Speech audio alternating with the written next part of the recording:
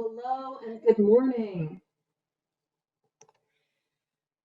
I am Piper Rowanoak Swim. I am the field education student and coordinating priestess of Circle of Oak, our pagan group here at First Unitarian Church of Oakland, who are offering the service this morning.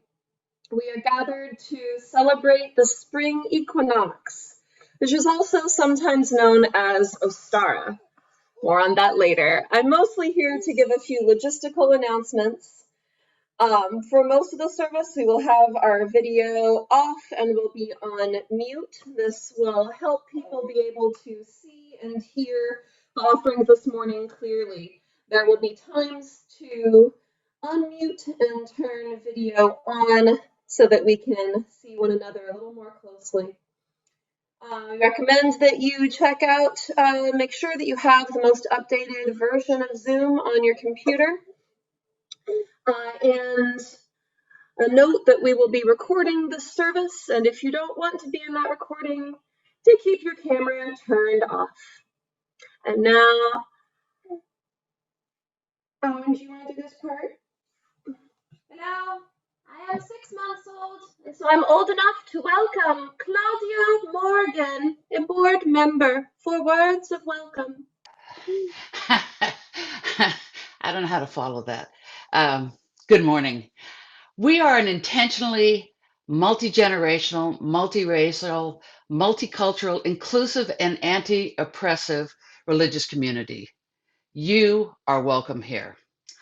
I'm Claudia Morgan, and I serve as a member of this congregation's Board of Trustees. Here with me are worship leaders Piper Rowanoak Swim, Kathryn Winship, Zia Swim, and Corless Smith, along with worship associate Dick Bailey, our worship producer Vincent Rains, and others. If this is your first time here, or you were new to this church, we invite you to fill out the guest connection card. You'll see the link in the chat, wherever that is. We want to be able to support your exploration of what's available in this community that interests you and how you might participate. Welcome. Hi, I'm Dick. Whenever we gather, we light a chalice to create a sacred space to share our thoughts, feelings, hopes, and aspirations. As Stefan Schneider lights the candles, please read along with me. We light this chalice today, symbol of Unitarian Universalism, in part as celebration of COVID-19 vaccines that bring us closer to being together in person.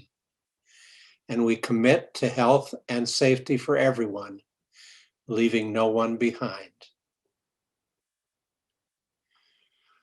We light this red candle in recognition of the Black Lives Matter movement and in recognition of the systemic racism that tries to deny the full humanity of Black people, and commit to dismantling it with daily action. It is right and proper at the beginning of every service and ceremony to acknowledge that we are on stolen and colonized land.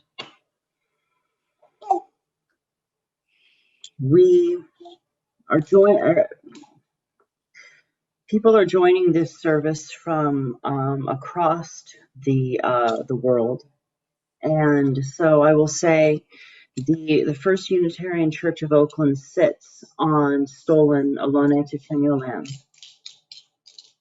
Currently, I am sitting in colonized Hawaiian land.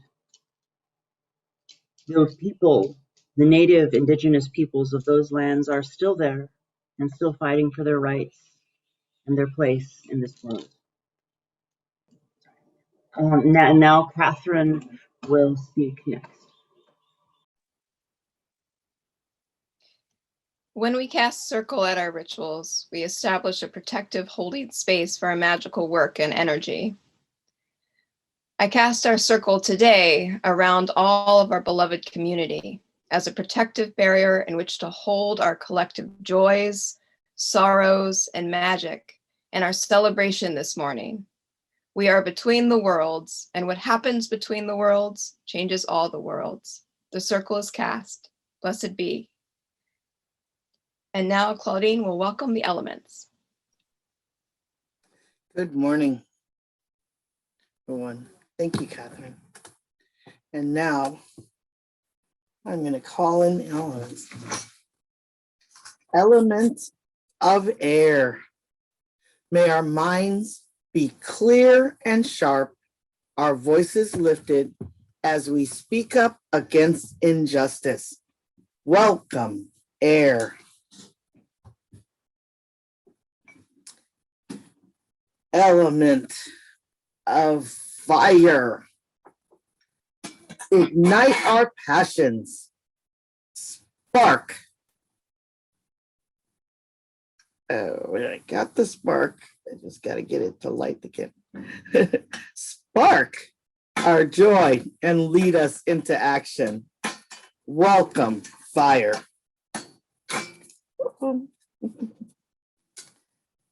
Element of water. Soothe our hearts this Ostara as we mourn those lost to sickness and violence. Help us transform grief into creativity, loss into creation, death into life, in the great circle of life, death, and rebirth. Welcome, water.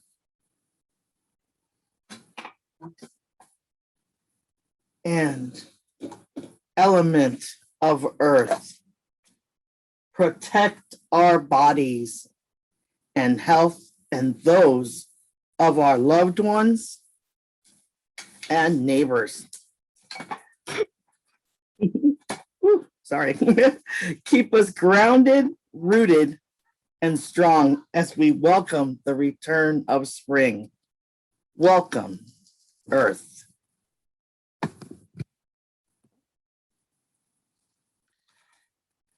Great Spirit, Center, Spirit of community, be with us this Ostara celebration.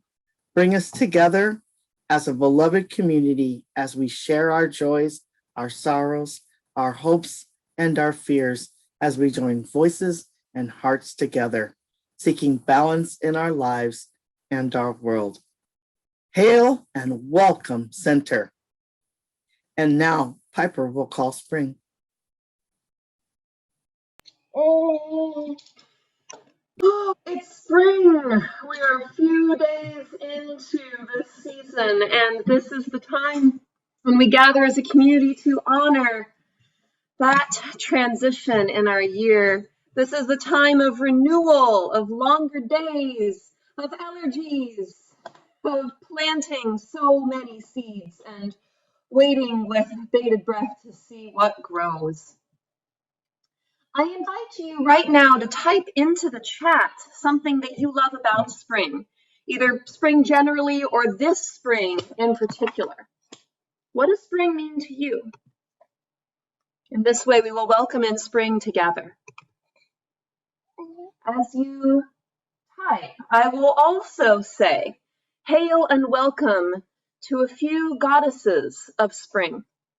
Today, in part of our service, we will reflect on stories of goddesses from Greece and from the Celtic Germanic world, goddesses who were once worshipped widely across parts of Europe. When we neo-pagan people talk about gods in a sacred gathering like this one, we invite them in at the beginning of that time as a way to show respect. And so I say, hail Ostara, Germanic goddess of spring, you who give your name to the spring equinox celebrations in my tradition of neo-paganism, you who teach us of the pain of our broken lineages. Be welcome here this morning. I invite you to say with me, hail and welcome, Ostara. Hail and welcome, Ostara. Hail Kore, Greek maiden of flowers, who becomes Persephone, mighty and feared queen of the underworld, consort of Hades. You return from your deep domain at the spring equinox, and the flowers burst forth across the land to herald you. Hail and welcome, Persephone. Hail and welcome, Kore. Hail and welcome, Persephone. Hail and welcome, Kore. And now our chat is overflowing with spring joys. And let's add our voices in joy. I invite you to turn on your camera and unmute your microphone now. It's the time in our service when we greet one another. When it's time to mute again, you'll hear me telling you about what's coming up next. Hi, folks. Hi, everyone. Hello. Hey, everybody. Hi, Marcy. Happy spring. Hey, everyone. Good Happy morning. spring. Hi, good morning, everyone. Good morning. Blessed spring. Morning, Judith. Hello, hello, hello. Hey, everyone. Hi, Tom. Hey, John. Hi. Hey, Kathy. Hey. Good to see everybody. Hey, Kathy. Okay, now we're going to go to the other page of people. Oh, it's just a few more. Okay. Good to see you. Yeah. Morning, Thank you for this celebration. Hi, Evelyn. Hi. Oh, she's in the group too. Faces without masks. I love it. Hey, Debbie. Hey, everybody. Palm Sunday. Woohoo! Oh, beautiful, beloved voices and faces. And now I will welcome Zia back in for the first of our 4 reflections this morning.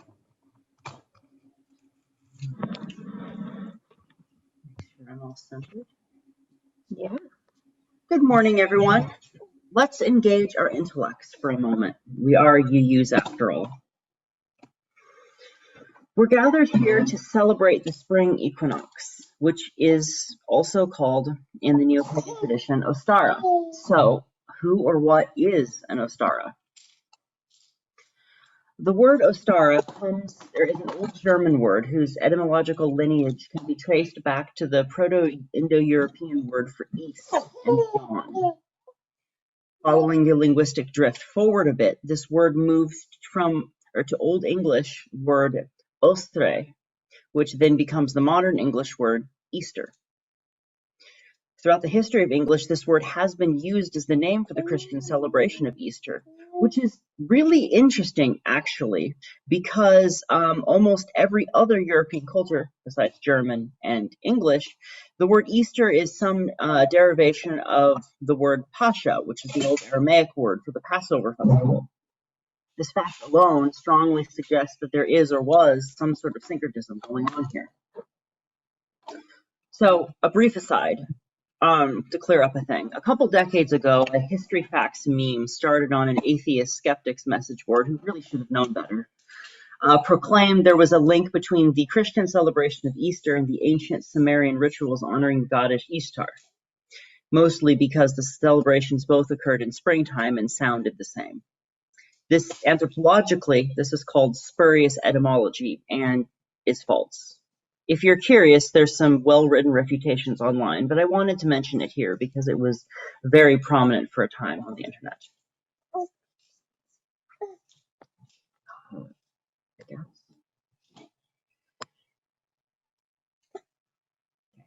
Okay, PSA over, and I still haven't answered the question I posed a couple paragraphs ago. Ostara, or Elstre, is believed to be a goddess of pre-Christian Germanic origin associated with spring. I say believed because primary sources for this celebration are very thin on the ground. How thin? There is just one surviving contemporary written record of the existence of the goddess Elstre, written by the Northumbrian Christian monk Bede the Venerable in CE 725, discussing different communities and how and when they celebrated Easter. Here's the quote from De Temporum Ratinae. Elstermonth has a name which is now translated Paschal month, at which was once called after a goddess of theirs named Elstre, in whose honor feasts were celebrated in that month. Now they designate that Paschal season by her name, calling the joys of the new rites by the time-honored name of the old observance. Not much to go on, really, but Bede is generally considered to be a reliable source. There's also a traditional German story recorded by Jacob Grimm in the early 1800s detailing the goddess Ostara, who he identified as the Germanic goddess of spring, healing an injured bird by turning it into a rabbit, which, because it had been born a bird, still laid eggs. Incidentally, this is where the story of the Easter Bunny comes from. Jacob Grimm unfortunately had a bad habit of making things up when he couldn't find primary sources, so the veracity of that story needs to be taken with a grain of salt. In spite of all this, the anthropological community is more or less certain that Ostara or Eostre existed and was understood to be a deity in her own right, or an epithet of another deity. Regardless of who was being celebrated, we know that in the ancient European religious world that the spring equinox was very important. Many structures were built to align with the spring equinox, and many places in Europe carry names that seem to derive in one way or the other from the name Eostre. So why then is this bit of mostly forgotten pre-Christian polytheism was made into the name of one of the 8 holidays of the neo-pagan Wheel of the Year? Other holidays associated with the Wheel of the Year are very well known and have a deep history of celebration. Think Beltane, or Samhain, or Yule. Part of the answer may lie in the discussion above. The Wheel of the Year, and Ostara's connections to the modern Easter celebration.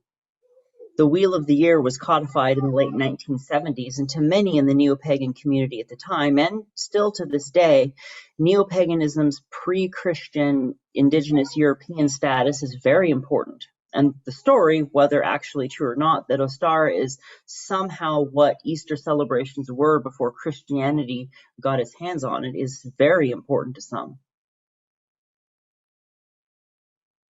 For myself, Ostara's place on the Wheel of the Year stands as an invitation to empathy and a reminder of the wounds that colonialism causes. We know so little about what was clearly a very important part of a thriving culture because a conquering culture came in and purposefully destroyed it. That same culturally supremacist logic that drove the early imperial Christian church to suppress and erase as much of indigenous European cultures as they could, drove Europeans 1,000 years later to inflict those same wounds 1,000-fold over on indigenous peoples of the Americas, Africa, and Asia. Understanding what of my cultural heritage has been lost to colonialism helps me empathize with those whose wounds are far more recent and far deeper. I hope this reflection on the history and the backstory, as it will, of this holiday helps you connect a little deeper with what we're doing today. Thank you. We have a time of music next. A recording by our beloved Susan and Renee of the hymn Morning Has Broken. Let us listen, and if we wish, sing.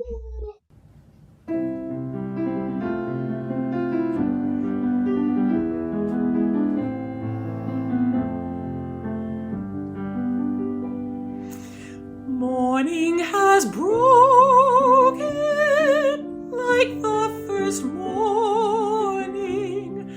Blackbird has spoken like the first bird. Praise for the singing,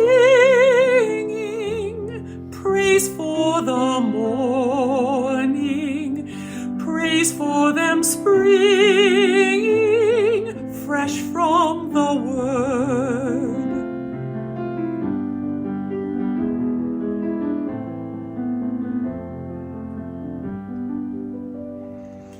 Sweet the rain's dew fall, sunlit from heaven, like the first dew fall on the first grass.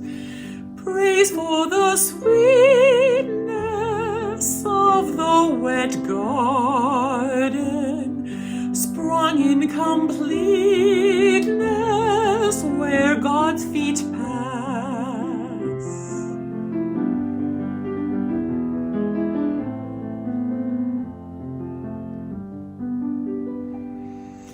Mine is the sunlight, mine is the morning, born of the one light Eden saw play. Praise with elation, praise every morning, God's recreation of the new day.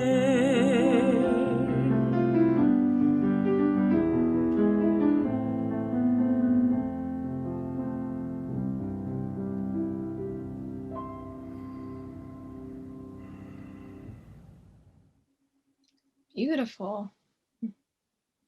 Good morning. Happy spring. I love spring. I love the flowers and the trees blooming and the return of fresh fruit.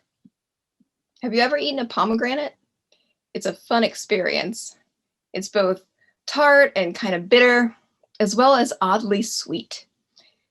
It reminds me actually of a story about springtime. You might be familiar with it, of Persephone and Demeter. There are many versions and translations and a host of fascinating academic theories about this Greek myth. And for that, I'm going to save that for another time. But the basic gist of the story is this. Persephone, Kore, which means maiden in Greek, was a young woman on Earth who was picking flowers one day when she was kidnapped and taken to the underworld to live with Hades. Persephone's mother, Demeter, goddess of the harvest, was so grieved that she wept and raged, and all the plants and flowers died.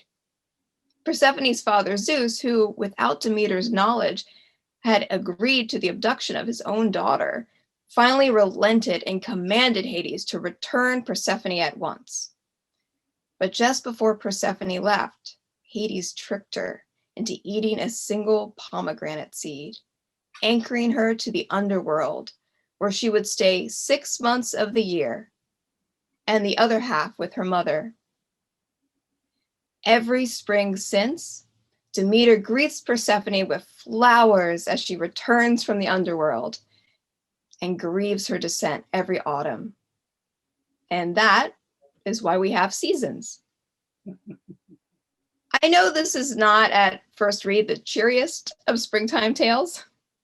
In some records of the story, though, Hecate, goddess of magic and mysteries, assists Demeter in finding Persephone and even returns with Persephone to be her mentor as she endures and navigates the underworld realm.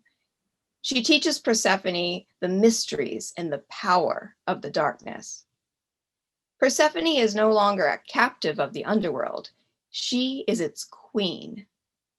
Persephone learns to live in a kind of balance, half the year in shadow and half in light, and have this deep capacity to hold both in reverence. The bitter and the sweet. I was reminded by a mentor of my own in Joyful Noise this week that there is a kind of wisdom of holding space for both. During our weekly check-in before we start singing, there were shares about profound sadness following personal as well as collective tragedy that rippled through the quiet Zoom walls. Having arrived bursting with excitement to share some very happy news of my own, I was initially, and perhaps appropriately, hesitant about talking about it at first. And then I did so anyway, to warmth and kindness from the group. The shares continued, filling the room with more noise of great joy as well as deep sorrow. Stefan reminded us that there is space for all our experience, our collective sorrows and our joys. After all, we are called Joyful Noise, and that we as a community can hold it all, the bitter and the sweet. We, as UUs, can hold it all. The joy and the sorrow, the luminous, the light, and the numinous, the mystery. Persephone teaches us we cannot have one without the other, not as the glorification of suffering, but as an active choice to make space for it all. As the world withers and prepares for sleep, I know that Hecate awaits me on the other side. When I am dancing in the springtime again, I know that darkness will come again, and I can embrace it, knowing that there will be hardship, but also deep growth and learning. Our world has felt very unbalanced lately. This time has been hard on our health, our physical health from lack of movement, our emotional and mental health from days upon months upon years inside homes, inside fears, our spiritual from lack of alone time, our shuttered church doors and meetings, our social health from necessary distancing and being away from loved ones for over a year. How do we restore balance when everything is topsy-turvy? How can we ask Persephone to remind us that yes, spring will come again? Not only that, but help us see it's already here. And like Persephone emerging each season a little older and wiser, what lessons will we bring with us emerging from our own underworlds? What wisdom, what shift of priorities, what values and gratitude can we now offer to our changed world as we see it clearly in the warm sunlight? What lessons from this pandemic, which has separated us physically and stolen countless lives, will we carry into our new world? What environmental truths will we fight for? Will we give as much as we take? How can we restore balance in our lives and our world? Comfort and risk, rest and work, give and take, offer and ask, speak and listen. What new wisdom will we bring? In all our separation, I feel more connected than ever. I feel a tighter bond with my fellow singers after our weekly Joyful Noise in choir meetings. I've reconnected after years with old friends scattered all over the country. Thanks to Zoom, I've gotten closer with my partner. I feel tremendous gratitude that this week, well, just this week, but this week, the biggest stressors in my life are having a job and planning a wedding in an uncertain time. And I know all too well that the fall will soon come again, and I will be ready when it does. Ostara is the spring equinox, when miraculous things like chicks hatching and flowers blooming and eggs balancing on their delicate edge can be observed and witnessed. When night and day are with us in equal measure, working together. When the luminous and numinous hold equal reign. Persephone has returned. Let's greet this season of sunshine and rain. Both are essential for growth. May we all find our balance. Happy Ostara, blessed be. And now I invite you to mute your microphones and join me in singing I Know This Rose Will Open, performed by the First Unitarian Church of Oakland's Chancel Choir. I know this rose will open. I know my fear will burn away. I know my soul will unfurl its wings. I know this rose will open. I know this rose will open. I know this rose will open. I know this rose will open. I know this rose will open.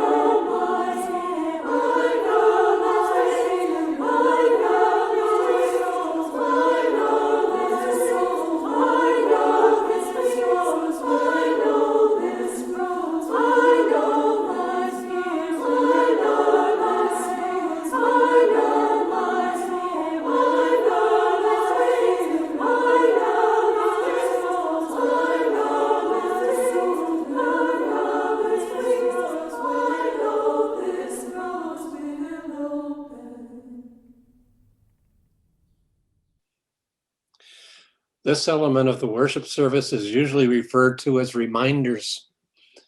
But in today's case, that would be a misnomer. You can't be reminded about something you didn't know about in the first place. And today, we have breaking news.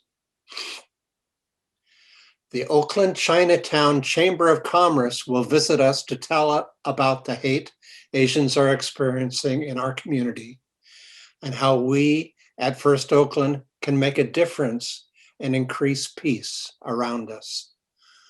Welcome our neighbors and join in on Monday, that's tomorrow night at 7:30 p.m. On Tuesday, let's continue to share what we're learning and wondering about the 8th principle of Unitarian Universalism. It's a coloring and wondering party at 7:30 p.m. You can find a link to the coloring sheet on our online calendar. And on Saturday, April 3rd, we will have another history party with former ministers, the Reverends Jan and Rob Eller Isaacs. They were our ministers for 16 plus years before the turn of the century. Sounds like a long time ago. The party will be started at 4 p.m. on Saturday. To get Zoom details for all of the above, email yesplease@uuoakland.org. Visit the online calendar at uuoakland.org/calendar for more info.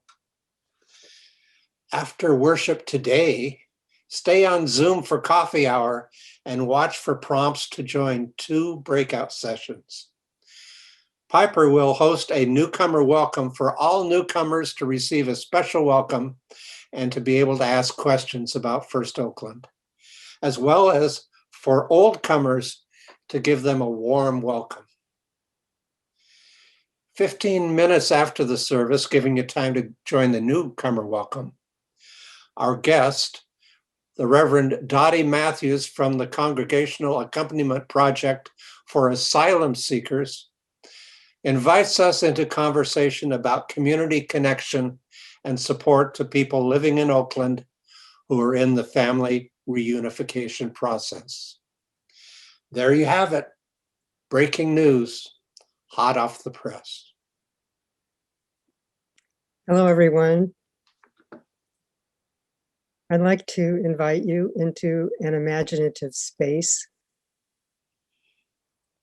an imaginative experience. Sometimes we call it a guided meditation. I'm going to do something ancient. Settle into a comfortable position and close your eyes. Take a deep breath.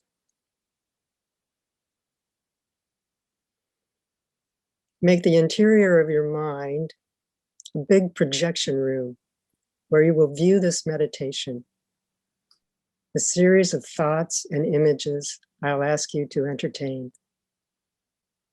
Now, imagine a seed. Perhaps your seed is lying on a piece of satin in front of you. Perhaps it is in your palm. There are countless types of seeds, different sizes, colors, and textures. For example, the beet seed is a spiky orb that reminds me of a satellite, and the carrot seed is a tiny oval disc. Your seed can look any way you want it to look. It may not look like any other seed. It's your seed, and it has an affinity for you and you for it. Consider that the seed is a sort of miracle, that in it is a genetic code that can create a force that will swell and break the seed so that from it will arise roots and shoots, both down and up, and maybe eventually something like a big purple vegetable. But this growth from the seed is not guaranteed.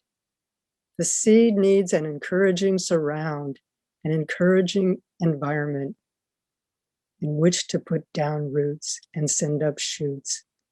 It needs nutrition. So you find out what your seed likes and you give it what it likes, what it needs. What does your seed need?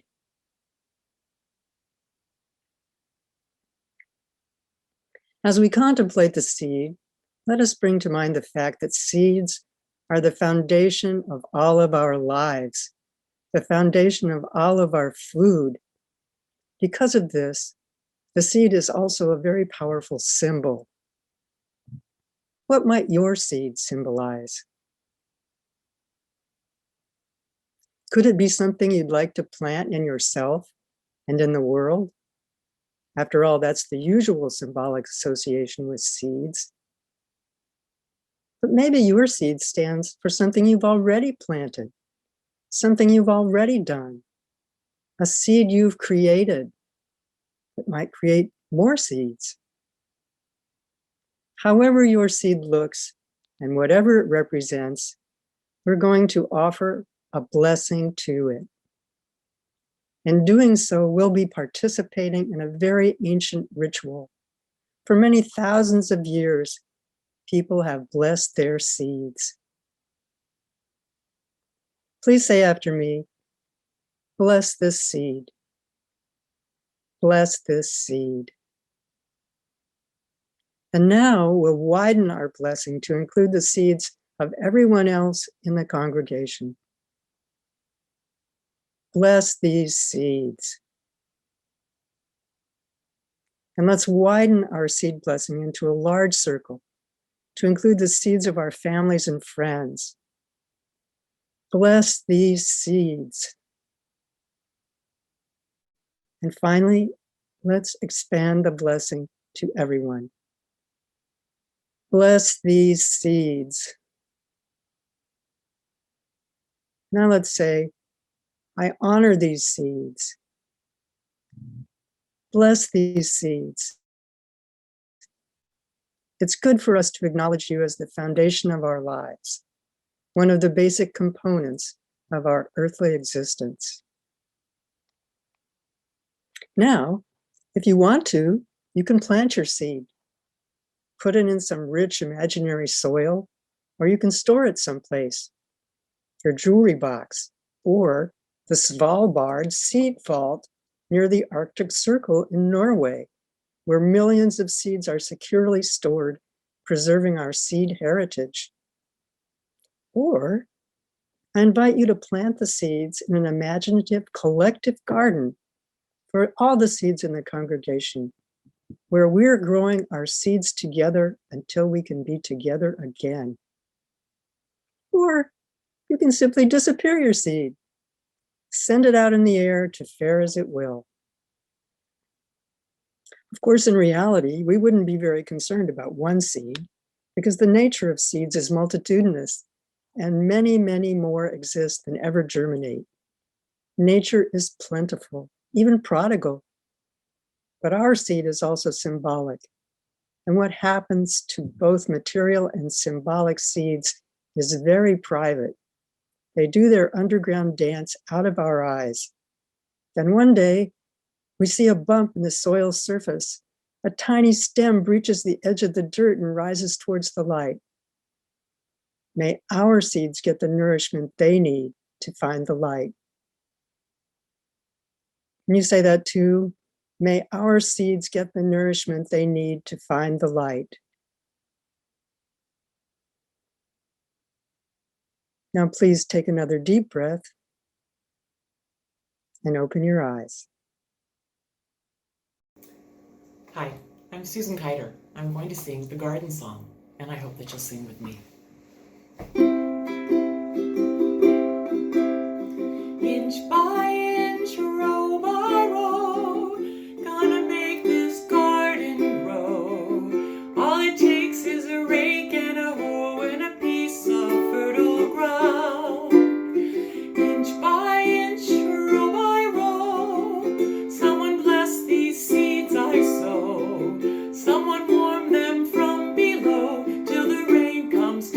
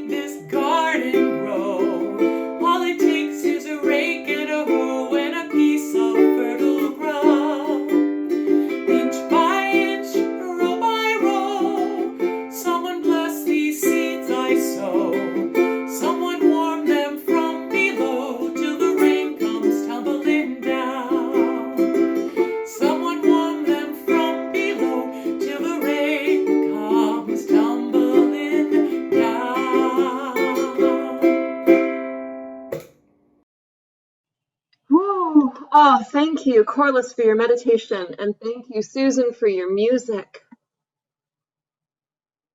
Now we got to get real for a minute.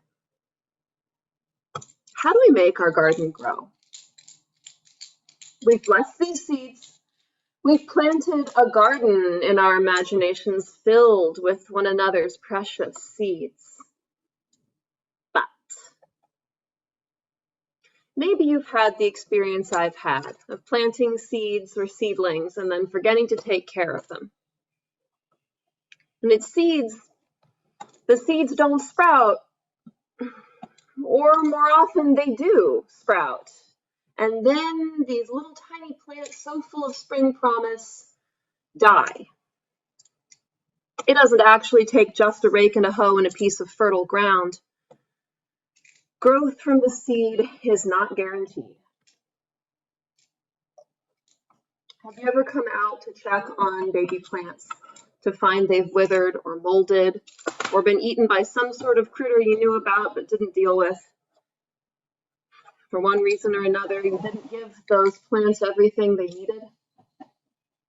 Every time this happens to me, I feel terribly guilty. I never want to have that experience again. And yet, it still happens. It happens when I'm not honest with myself about what the seeds I'm planting are going to need, and when I don't make a plan for that. Probably, I've gotten so excited that it's spring. I've gone racing off to the plant nursery of an afternoon, brought home twice as many plants as I have pots for, with no plan for how to plant them before the day's out, let alone how I will tend these precious tiny lives I've just fallen in love with for weeks and months ahead. It's so easy for me to promise myself and them that I'll take good care of these plants without thinking through what it actually means. We're going to do better with these seeds. We have to do better because the rain doesn't come tumbling down so often here. Because Bay Area summers are so dry, very few literal plants, especially those annuals that bear fruit, can survive without the artificial rain from a watering can. Whatever your seed from Corless's meditation represents, the same is probably true.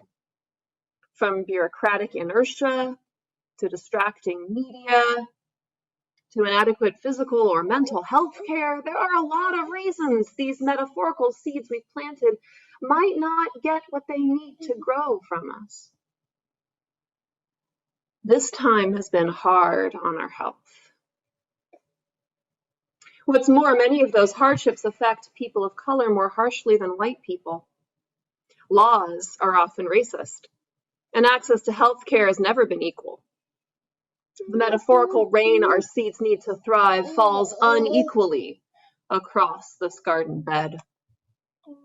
If our seeds are to survive, we have to get serious about helping them. We'll talk soon about how tending our seeds can help to make the rain fall more equally across this garden of ours. But now I invite you to return your attention to your own individual seed. You've created the seed, maybe you've planted it, and it won't grow if you don't nurture it. I imagine that whatever you've decided your seed represents is important to you. It may even be a matter of life or death. You have a little time before your seed will get hurt from any neglect or poor planning. So right now we make a plan. At Ostara, at the equinox, we seek balance.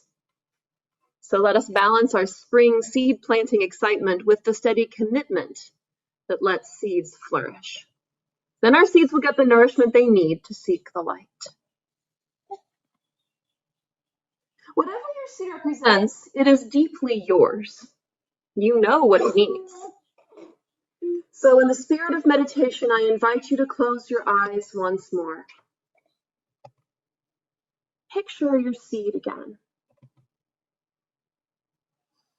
Recall what it represents. Why did you choose that seed? Remember why it's important to you. Alternatively, after all of this talk about the responsibility and labor involved in caring for seeds, you might realize that the seed you crafted isn't what you really want to be tending, what you really need to be tending this season. If that's the case, find what you do really want to grow this season and hold that in mind for the rest of this meditation.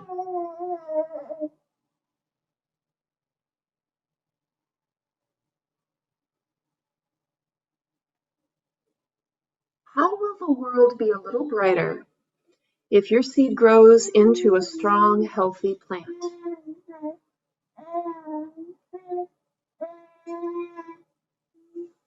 Now, what does that plant need? Most likely it needs your time and attention. How will you make time for it? It may need money. How much? Perhaps it needs accountability. You might need to ask a friend to help you stay on target with this work before you. You might even invite Persephone or another divinity you connect with to help you. What does your plant need?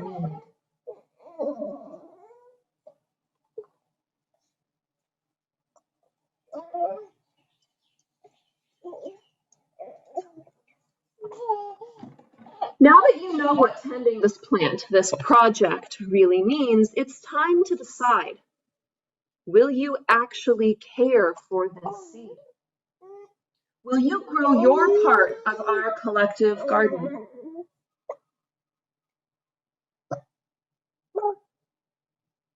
If you are ready to commit to it, tell your seed these words.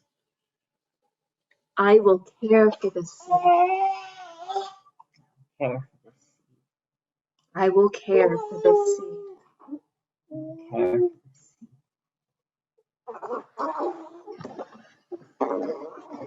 The truth is, the magical truth is that your promise isn't just about your seed.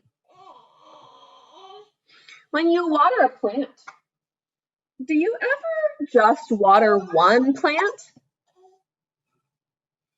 Water seeps down into the soil, where at least some of it is taken up by the roots of other plants nearby. The garden we planted together this morning is just like that. The rain doesn't come tumbling down so often here, and it falls unequally across our garden bed. But when we water our own seeds, we are the rain tumbling down onto nearby plants. For our non-literal seeds, this might take the form of someone feeling inspired by hearing about the work you're doing. It might be that the extra spring in your step you get from tending this precious seed in your life lets you give care to someone else who's in need.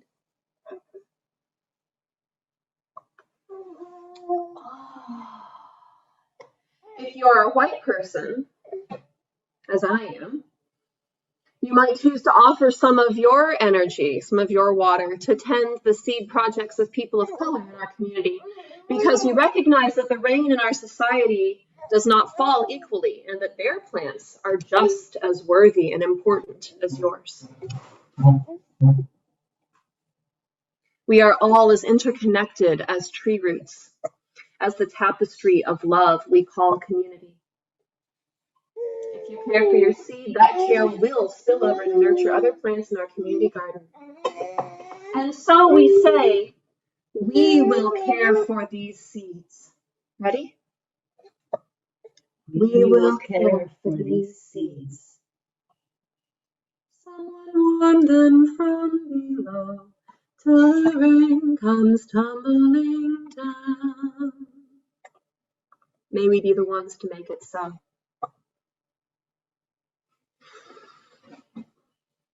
A common kind of nurturing a project needs is money. We don't like to talk about money, most of us. I know that unless I'm feeling really centered and safe, I worry that if I give my money away, I won't have enough to meet my needs. even knowing that as a white person, the rain falls more abundantly on my part of the garden, most days I don't feel like I have enough. When it comes to money, I want someone else to be the one to make it so. Have you ever felt that way?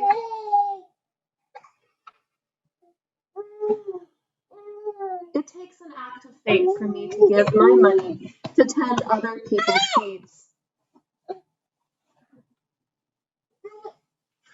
Tending each other's seeds. In this morning's metaphor, that's exactly what the church offering is. We can picture the financial health of the church as the soil of our garden, and as the water in one big watering can that we can all use when our own watering cans run dry. When we give generously, we may not know whose seeds we're watering, but we can be certain that we are helping our collective garden grow. If you've begun to suspect that now is the time in our service when we give and receive our offering, you're right. I hope you'll forgive me for sliding into it sideways. And I hope that the metaphor of our garden, our collective garden, might help you feel a little safer and more joyous when you give to the work of this church today. Please bless the work of this church with a generous financial gift.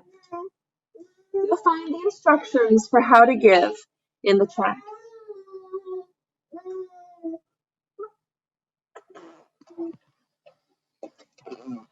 Thank you for your financial gifts. I invite you to join me on mute to speak together the words of congregational commitment that you will see on your screen. To the work of the church, which is weaving weaving the the tapestry of love. all Dedicate ourselves and these are offerings. We dedicate ourselves So and these these are are our offerings. or not on mute and in a happy chaos of noise. Blessed be. Next, we have a time of music. Instead of singing along to this familiar hymn on mute, I invite you, if you wish, to find something to write with, and then spend the next few minutes writing down how you will nourish the seeds we've planted today. Be specific and as concrete about what you need to do as you can. As you write, we will hear the chancel choir's recording of We'll Build a Land, hymn number 121.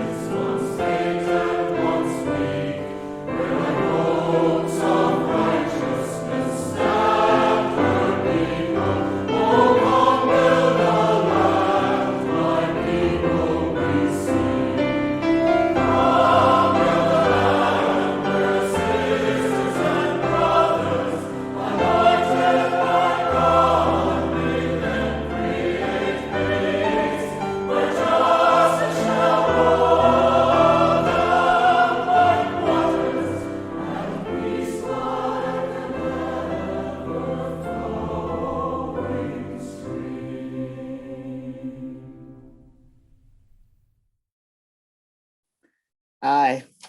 And now we are going to say thank you to the spirits. Thank you, Spirit of Center, for weaving this beloved community together. Thank you, Earth, for your healing. Thank you, Water, for your transformative power and love. Thank you, Fire, for your passion. And thank you, Air, for your wisdom and clarity. Farewell, and thank you, Elements. Blessed be. And now Kathryn will open our circle. We release this Ostara circle as our sacred time has ended. May the promise of spring and the spirit of balance and the love of the divine, the ancestors, and community go with you and be ever in your heart. The circle is open, but unbroken. Merry meet, merry part, and merry meet again. Blessed be.